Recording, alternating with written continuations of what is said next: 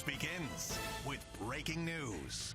Breaking right now on Wink News at 5. 5 teenagers are found dead after a car crashes into a retention pond. I'm Lois Tomey. And I'm Nicole Gabe. Now the teens are all either 18 or 19 years old. I'm Chris Safati, live at the Texas Roadhouse, where 4 out of those 5 teenagers worked, and where several of their family members and customers have come by here looking to get in. But family members are inside right now, employees kind of down the side of the building, coming together to share their grief. They have moved their flags to half staff here on the roof. We'll show you a little bit here. Customers are finding out when they drive in and notice those flags and asking what's going on. So the community is starting to find out the depth of the grief inside of this building right now, as probably 40 or 50 people who knew those kids the best are coming to share their grief right now. We want to show you a map. We're going to give you a look right nearby. This is on Top Gulf Way, not far from the Texas Roadhouse and the Publix Plaza right here on Danny Drive. Everything is very close. We have some Wink News drone video, too, where you can see the scene of where it happened, the path the car took. You can see what looks like tire tracks at one point leading up to all of that. We have crews spread out across this entire scene tonight. We're going to get to all of it. Team coverage. Wink News reporter Jolena Esperto spent the day here at the Texas Roadhouse trying to talk to friends and coworkers about what they remember the most. But we're going to start with Wink News reporter Annalise Iraola, who is live right now in Fort Myers, right where that car went off the road. Annalise, what are you learning there about this horrible crash?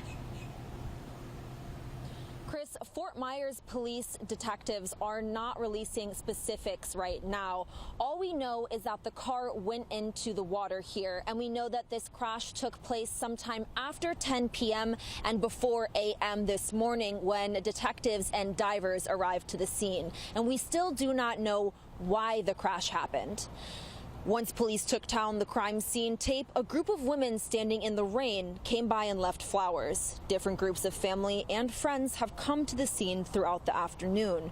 You can see several groups of people walking through the tall grass near the pond where the tire tracks stop.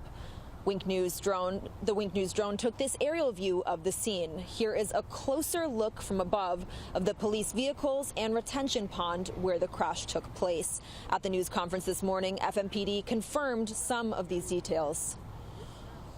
It is a single vehicle crash that we are investigating. There was 5 occupants. There was 2 females and 3 males.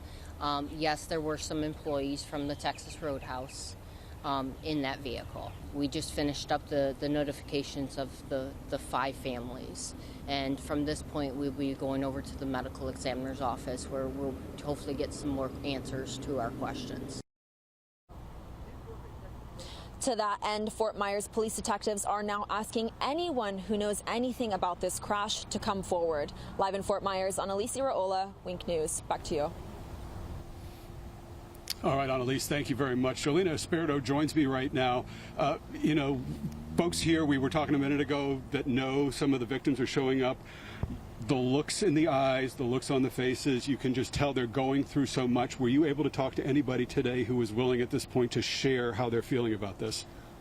I did speak with some friends and some coworkers who just told me this tragedy is just still too fresh in their mind to go on camera and speak about it. Now, ever since they heard the news, managers here at Texas Roadhouse did close to the public to make sure those people got a chance to grieve together and just simply lean on each other during this difficult time.